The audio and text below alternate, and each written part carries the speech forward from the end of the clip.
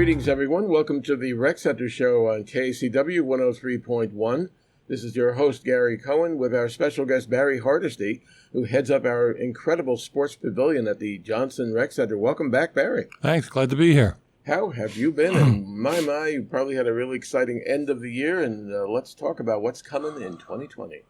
Well, we had a great end of the year, extremely busy, a lot of open play. Had a couple great tournaments. We had the CBE singles tournament at the end of December. We had 120 entries, $4,000 first prize. Very exciting bowling. The individual one, Brett Wolf, averaged 233 for the entire tournament. So it was really exciting to watch. So our specials, we had some good specials going on for the holidays. A lot of kids in. Actually, one day we ran out of rental shoes. So it's been exciting. Very good. Good stuff. And, of course, you know, it's a new year. A lot of things going on at the same time. It's the busiest time of year for you, right? Busiest time of the year. This is our prime time. We had 2 more leagues start. We're up to over 2,100 league bowlers for this year. We're up quite a bit of bowlers. But, you know, we have also a couple tournaments coming in. February 8th, we have the Super Seniors. That's always a nice event. They still can bowl. These seniors can still bowl. March 21st, we have the Nate Brinkman Memorial Tournament that benefits the Lions Club. And then again in February, we have the CBE Doubles.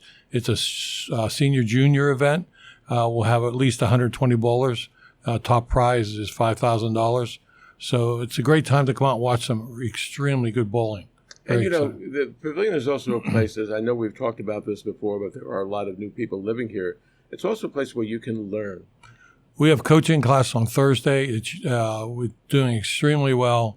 For $5, you get 2 hours of coaching and bowling, unheard of anywhere. And we have silver qualified coaches. So it's a good place to start if you're coming back and haven't bowled for a while. And, of course, you have a pro shop that has top-of-the-line equipment sitting all over. Dennis is extremely busy. He has the top of the line. He has every piece of equipment you can imagine, can drill any type of bowling ball any way you want.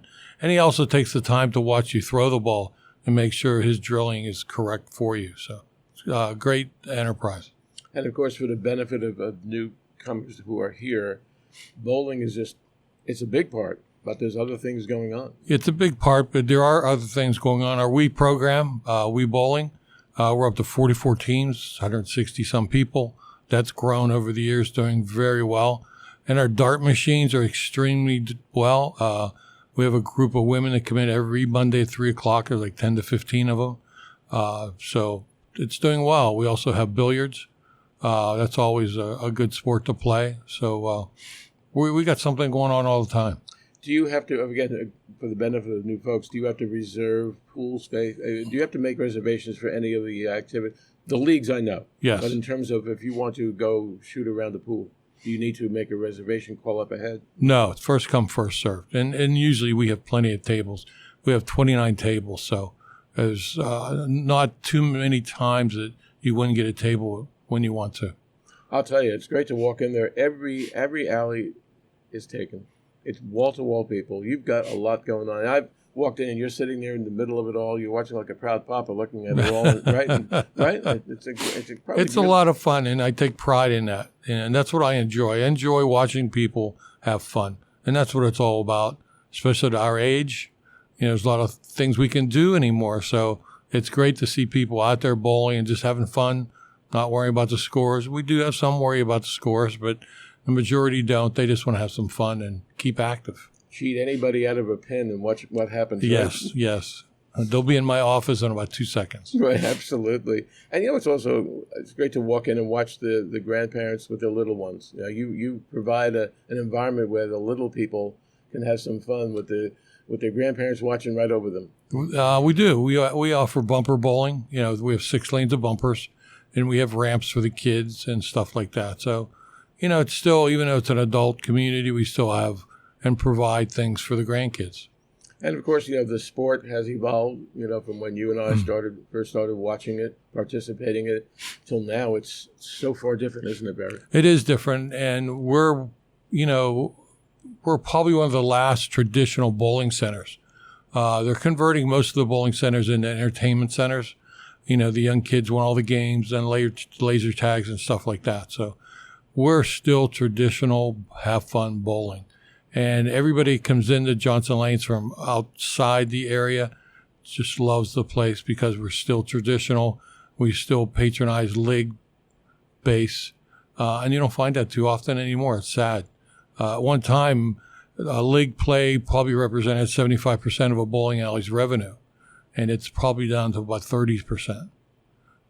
So it's alarming to see that part of the game going downhill.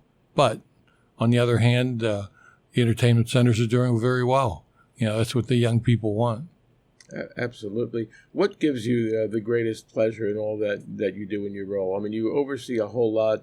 Everything needs to be smoothly running. I know that you oversee whatever work needs to be done, at the bowling center, the rec center. Yeah, I take a lot of pride in that. I take a lot of pride that we have a good staff that works extremely hard, extremely friendly staff, and that's a big plus, and that's what I want.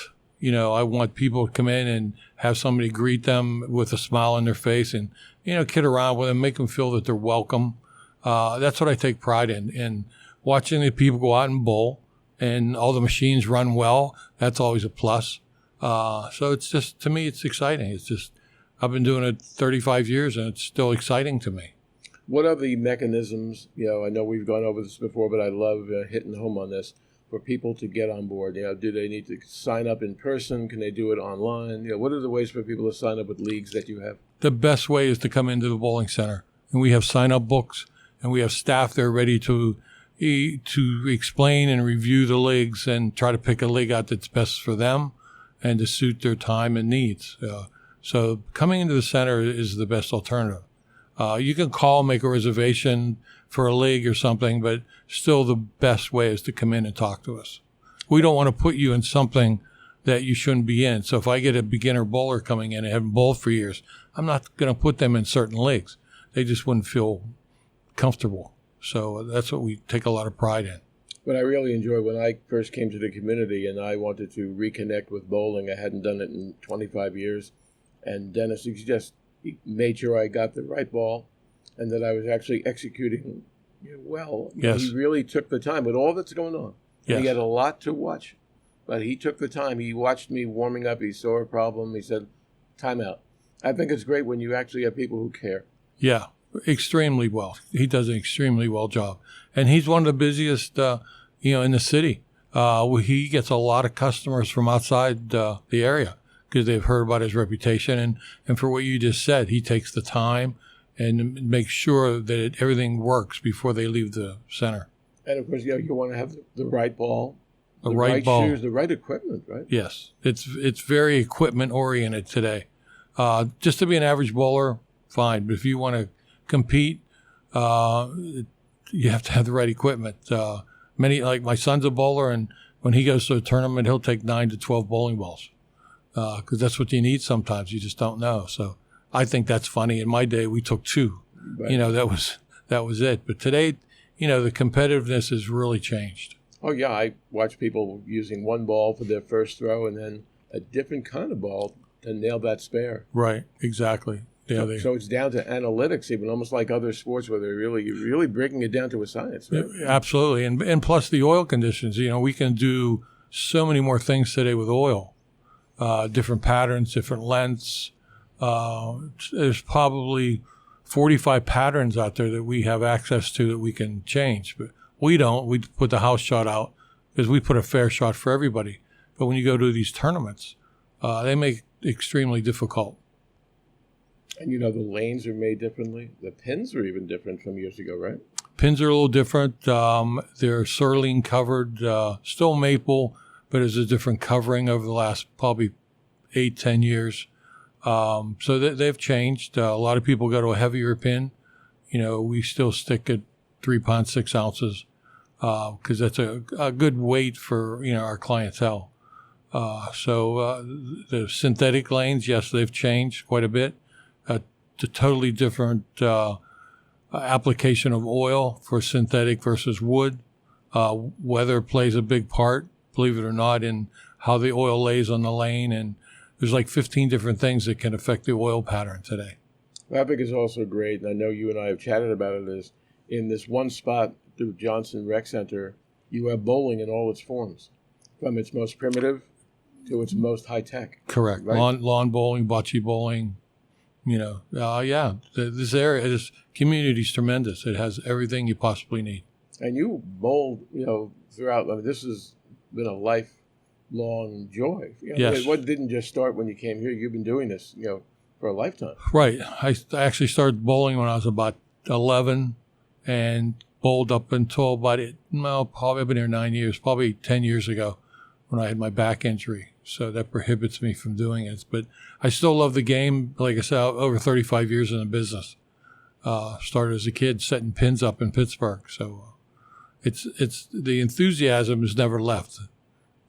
My age has grown, but the enthusiasm. Well, I can tell you, I was bowling in New York City, and there was a guy who used to reset the pins. His name was Mark Roth. Yeah. You never know, right? You never know. Here's a guy who's just setting it, but boy, did that change his life when he got the PBA, and everyone knows his story. Hall of Famer. Right? Yep. And there was another New York guy back in that day, Johnny Petraglia. Petraglia. Right? Super nice guy. Still competes. He still competes with the seniors. So, but when he got on national TV every week, you would see these. I really think that really helped a lot of people. You saw that excitement that was behind the sport of bowling, and I want to become part of that. And I still say bowling's probably the second difficult sport going. Golf, I think, is number one. Bowling definitely is number two. It's not easy, but it's still, you can have fun just being average. It's with the conglomerate of the people.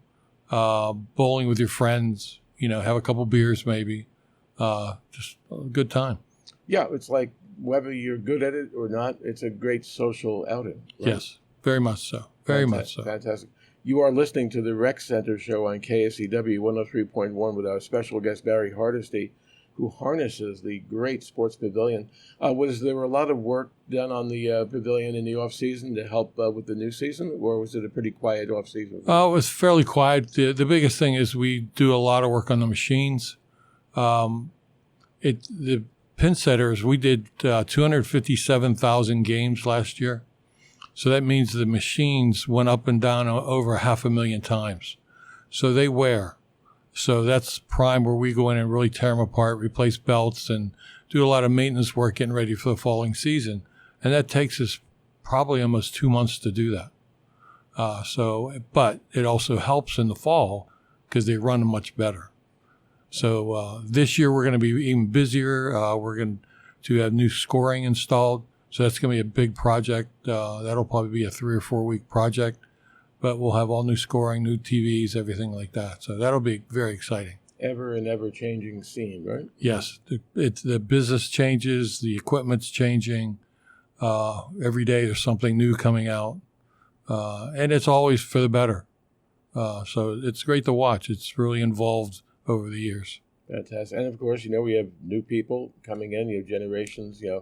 You're seeing new faces. Absolutely. The boomers come in. So they're replacing, the old timers. But that's the way of life. It's the circle of life. Yeah. Right. Yeah. But it's good. It's just, and I enjoy the we too is exciting because I see people in wheelchairs and walkers, and they have fun. It brings something out of them just being able to compete. And it's great to watch too.